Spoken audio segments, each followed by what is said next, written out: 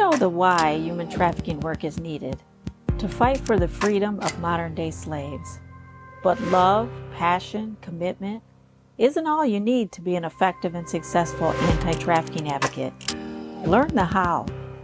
I'm Dr. Celia Williamson, Director of the Human Trafficking and Social Justice Institute at the University of Toledo. Welcome to the Emancipation Nation podcast, where I'll provide you with the latest and best methods, policy, and practice discussed by experienced experts in the field so that you can cut through the noise, save time, and be about the work of saving lives. Welcome to the Emancipation Nation, episode 159. I'm Dr. Celia Williamson, and today I have a special guest. Her name is Frankie Tees, and she is going to tell you a story about her life going from victimization all the way through survivorhood, and today she thrives. So welcome to the podcast, Frankie. Thanks for having me, Celia. And, can you tell the people how we met? Because we just met not too long ago. And what were the circumstances? Well, it's a good story because I was researching the R. Kelly story. Yeah. And recent sentencing, sex trafficking.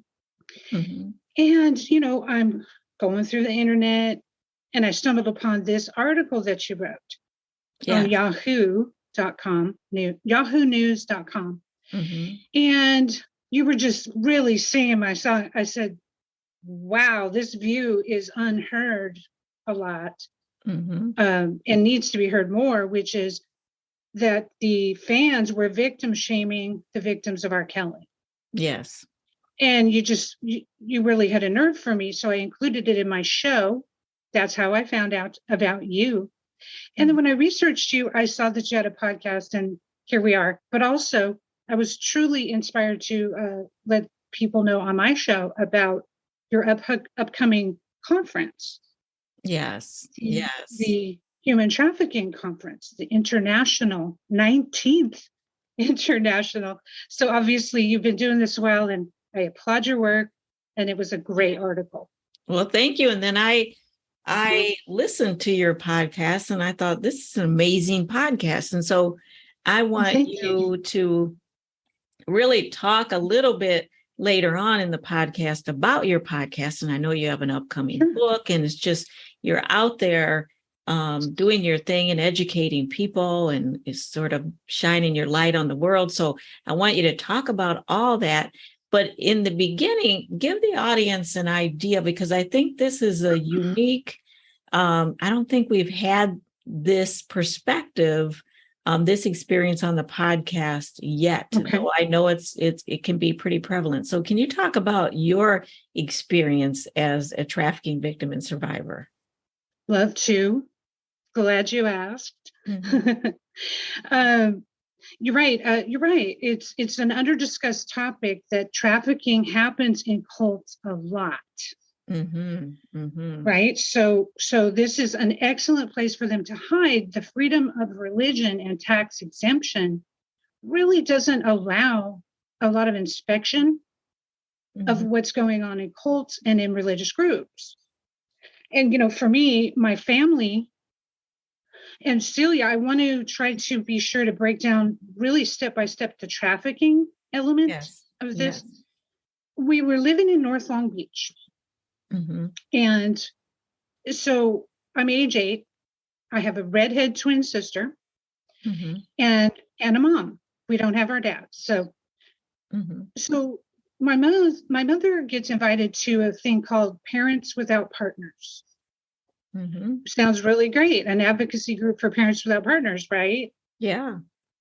Well, she goes there. We go together to this pizza house, and there's 3 ladies clad in white speaking for a church, a religious cult, a new age church. And I'll be damned if they didn't convince her to go. They started giving readings, astrology readings, aura readings, all free and exciting. And so pretty soon we are traversing to a church across town, about 20 minutes away. by the time my mom's hooked and we are disciples, we're initiated, quote marks, and renamed. Oh, wow. They ask us to move near the temple. This temple is called Morningland Church in Long Beach, California. Still there, still doing their thing. Over the past 19 years, the International Human Trafficking and Social Justice Conference has welcomed thousands of attendees from all 50 states and from 47 countries. We are the largest and oldest academic conference on human trafficking in the world. Our 19th annual conference will be hosted virtually this year on September 21st through the 23rd. You will have the opportunity to learn from and collaborate with thousands of advocates, researchers, providers, and survivors from across the globe. This will be our largest conference to date, with over 110 breakout sessions featuring 175 expert presenters speaking about various topics related to human trafficking and social justice issues. Make sure you are part of the conversation and don't miss out. Find out more and register today on our website, traffickingconference.com. Wow. That's why I'm here. Okay. So the trafficking in cults then becomes internal. You're in a sealed in group. It was a system where my mom was separated from my twin and I. Okay. We were showered with love. We were so special. We were virgins that needed to be pure. We're going to be in a sacred order called the Daughters of Isis. We're going to play music at the temple. It was so, I wanted to be this spiritual person. It was really attractive to me. And I'm young. I know nothing. Yeah. Add to that, right? Yeah. And I know that other altar girls and altar boys are knowing what I'm talking about right now. It feels nice to have this much attention shown. Oh, yeah. Well, yeah. How long did it take from the time that you went to the Parents Without Partners to actually get to move closer to the church and to be really involved? What time passed? I would say months to 1 year, under a year. Okay. We attended the Sunday gatherings on a regular basis and some classes and, slow, really, in some respects. Slow. And there's a lot more to tell. And I tell this in the upcoming memoir that's not yet published, but pretty soon we're separated from our parent as they were demeaning my mother. They were telling her not to interfere in our training, quote works. Okay. The training got weird. At age 12, it started to be grooming and sexual contact very lightly in small group. That was the inner circle, as well as videos, sexual videos, and untoward discussion that should have been had with 12 to 14-year-olds that aren't your parent.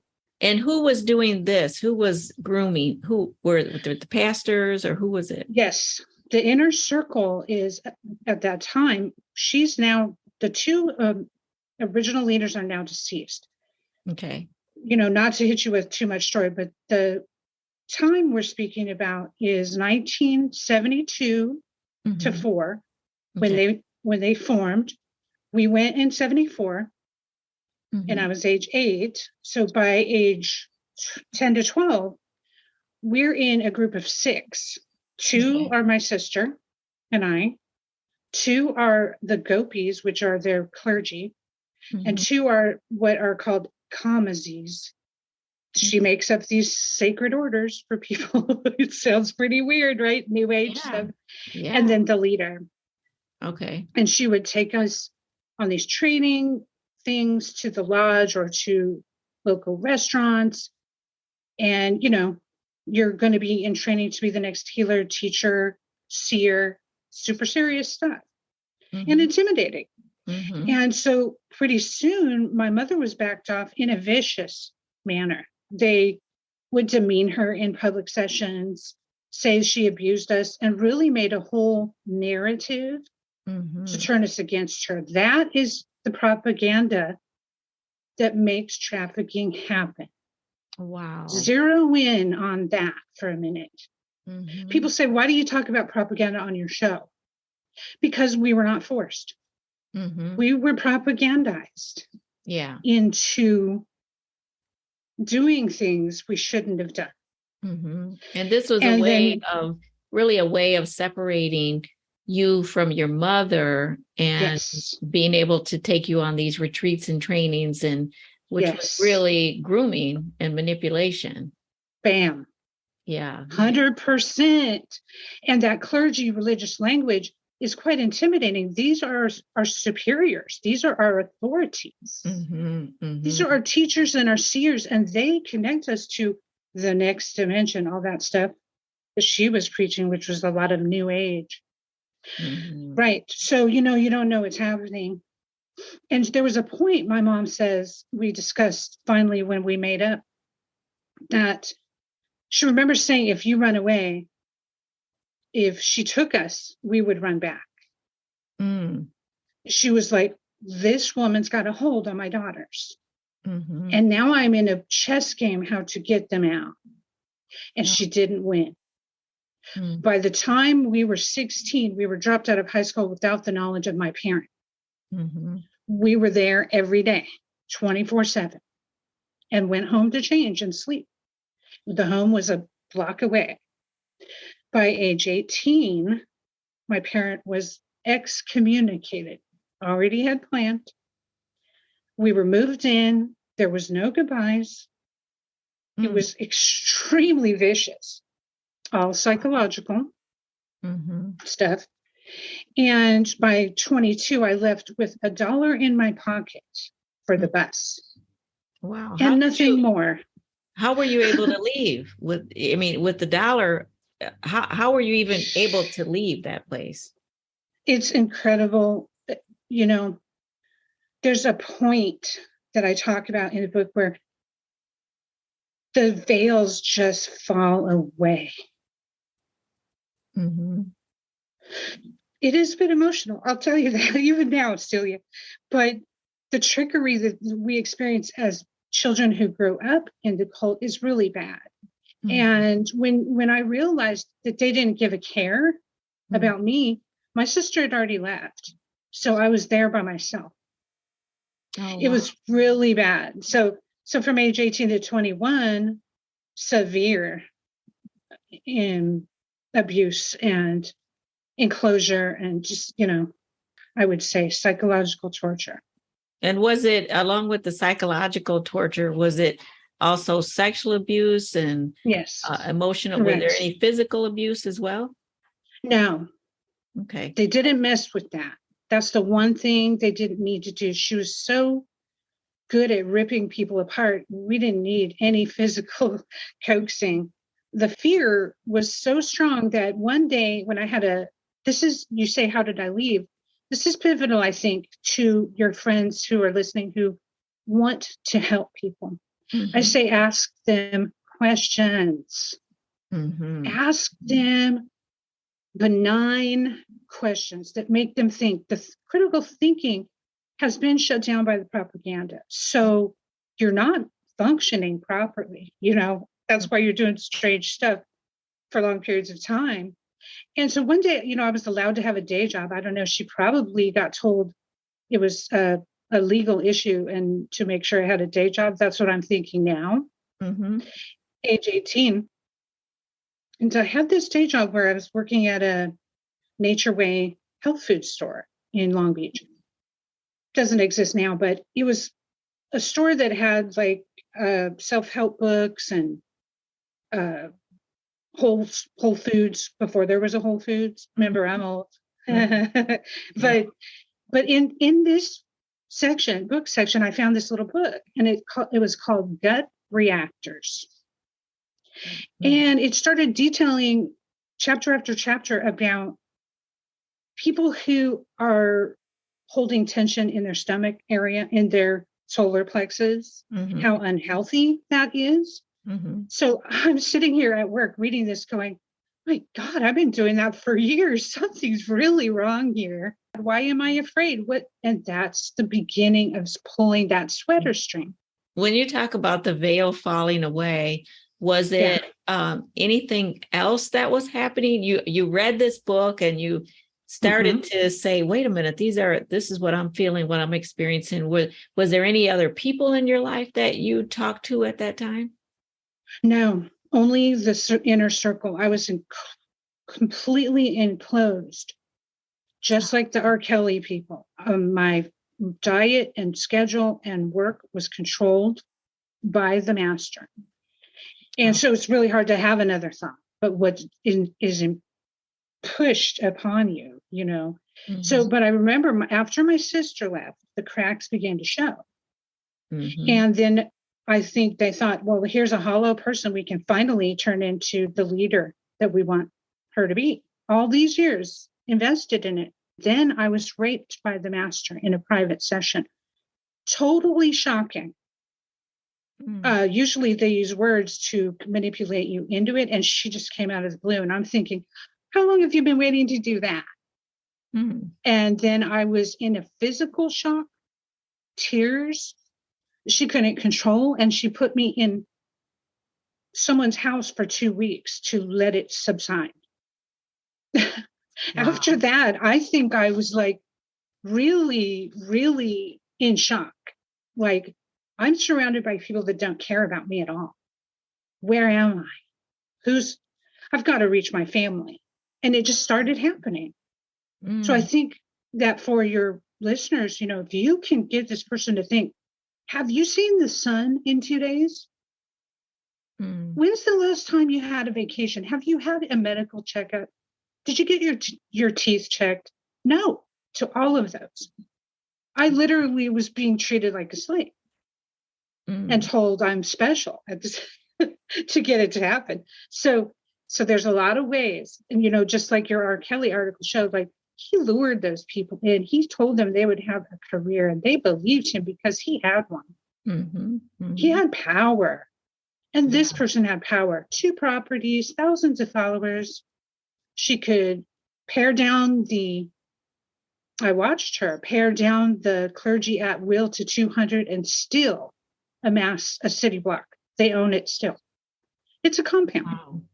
And so what happened that day that you decided I only have $1 in my pocket and I'm leaving? What happened? What was the thoughts? I was sent on another timeout. I was in a room by myself for hours, no internet, of course, at that time. So I went to the phone book and I started looking for my sister's phone number.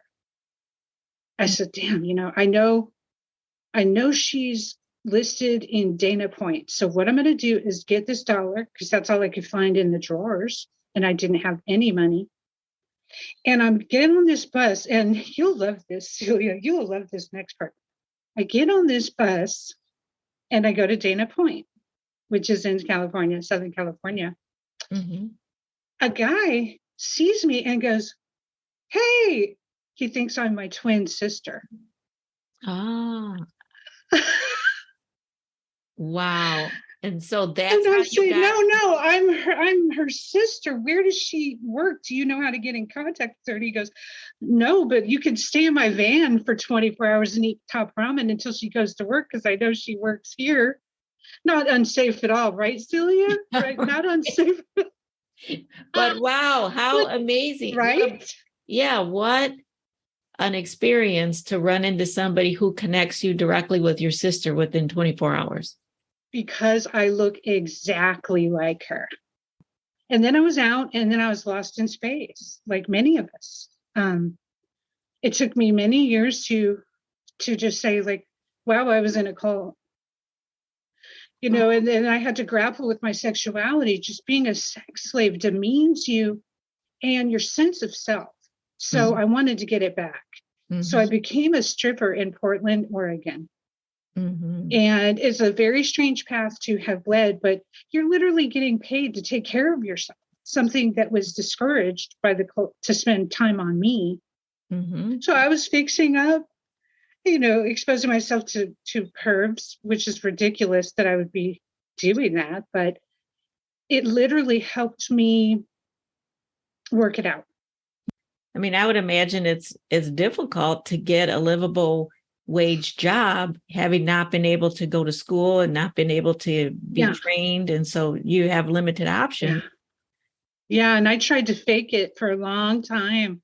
Before I was a stripper, I took the GED, which I passed in half the time. So I was still able to retain some skills by reading during, my time in the church, and went to college 2.5 years, met a man, whisked off to a man, and I found myself emotionally at their whims because of the nature of my sexual relationships before. All my abusers were women. It's another weird thing about the groomer was male, but the females are the ones who, forced us to service them for about 6 years, 3 steady off and on. So yeah, so you're dealing with hypersexuality and where to put it. Society has one of my favorite episodes personally that I've done so far is episode 2. I know you understand the victim shaming because you called it shooting the wounded. Yes. And so episode 2, I touch on Epstein and the victim shaming that's gone on. He targeted, just like mine, single moms with families of little girls. And so they can, easily be targeted. There's not going to be a man that comes and shoots him for doing what he's doing. And in that victim shaming one, I started to realize I had done it to me. I victim shamed me. It's like, wait a minute. You can't take responsibility for what happened when someone takes you pre-puberty and begins grooming you in a certain direction.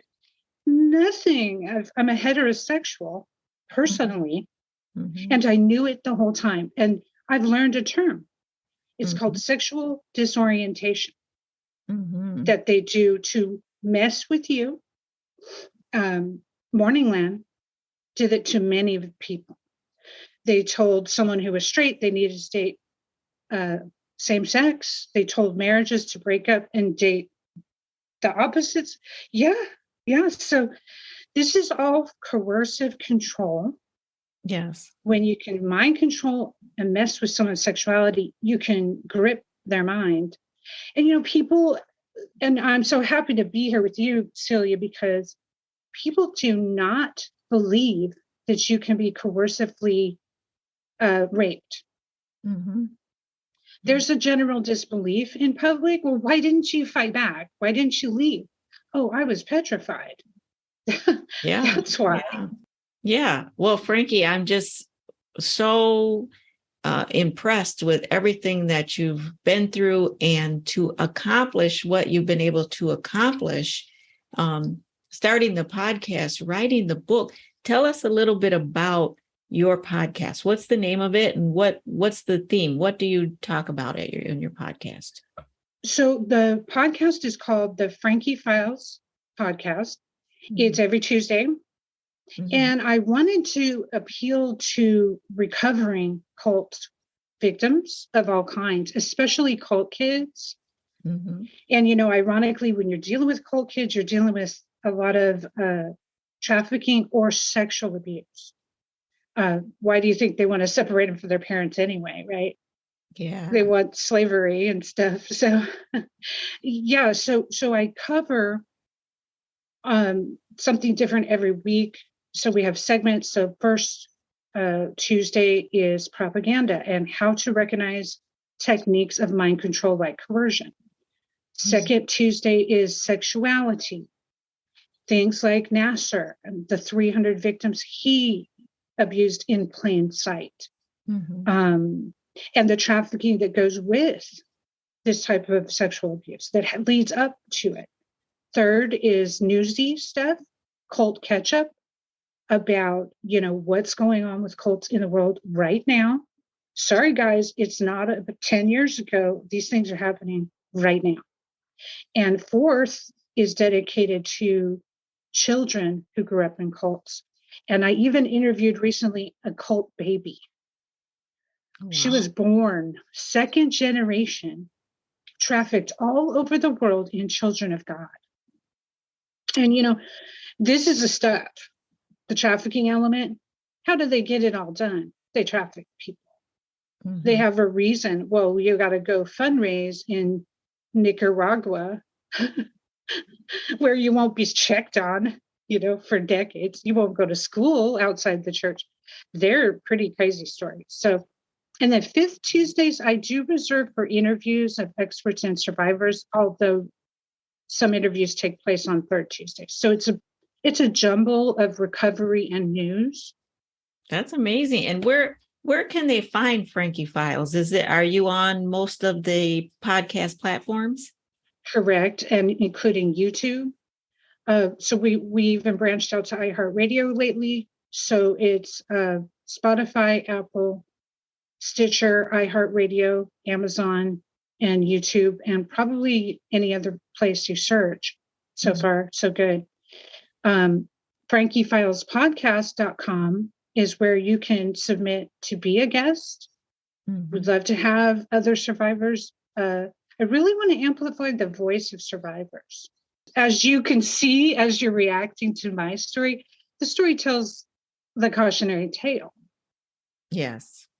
The story itself, our stories, say a lot.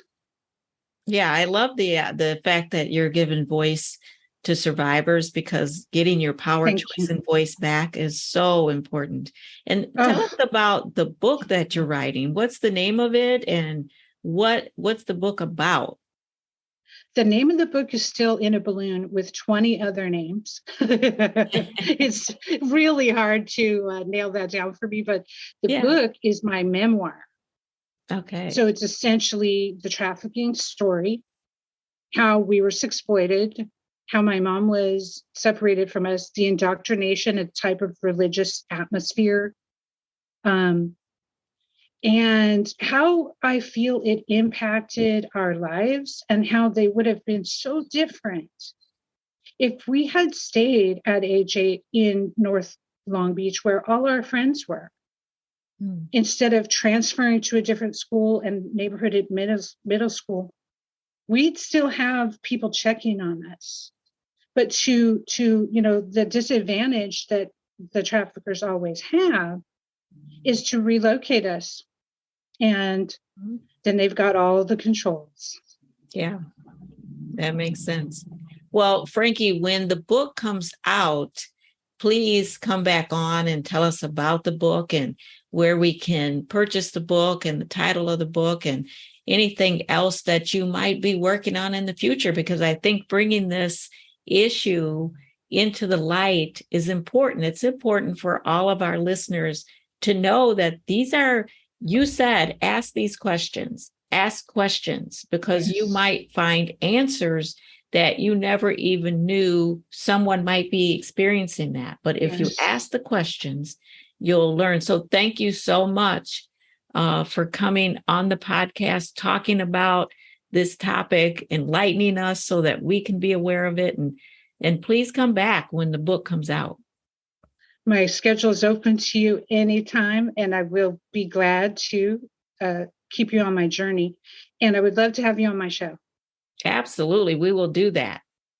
That was Frankie Tees, who had the courage to get out of the cult that she found herself in, who had the courage to have her voice be heard and start a podcast called Frankie Files so that she could educate, enlighten, empower, give voice and choice to other survivors who are out there. Look, using religious language, made up words, orders, training, these are the tools that religious cults can sometimes use. Her experience and the experience of many victims of cults been very, very intimidating. It's not like you can just choose to walk away. I've said it many times. It's when this happens, people aren't typically chaining your ankles and your wrists. They're chaining your heart and your mind so that you can't leave. There's psychological grooming going on, sexual violence that takes place. It's a chess game. What they did was they systematically separated the children from their mother, demonized the mother, then excommunicated the mother so that they could have the children to themselves to abuse, to psychologically groom, to torture, to sexually abuse. Frankie says, please ask questions, innocuous questions. Have you been outside? Have you seen the sun? I would add, do you have your own opinions about things? Do you doubt what's happening to you right now? Do you have friends outside of this association, this church, or this sect? Because it's really hard to have another thought, as Frankie says, when your heart and your mind is being filled by somebody who's controlling you. I can't comprehend what Frankie and others like her have been through. I know that it's worth it if we're going to take care of each other. It's worth it to experience that gut feeling, to turn that voice up when you see somebody and something just doesn't appear right. Ask questions. Be courageous. Be curious. You might save someone's life. Good luck in all that you do, Frankie, for the world and for yourself. Till next time, the fight continues. Let's not just do something, let's do the best thing. If you like this episode of Emancipation Nation, please subscribe and I'll send you the weekly podcast. Until then, the fight continues.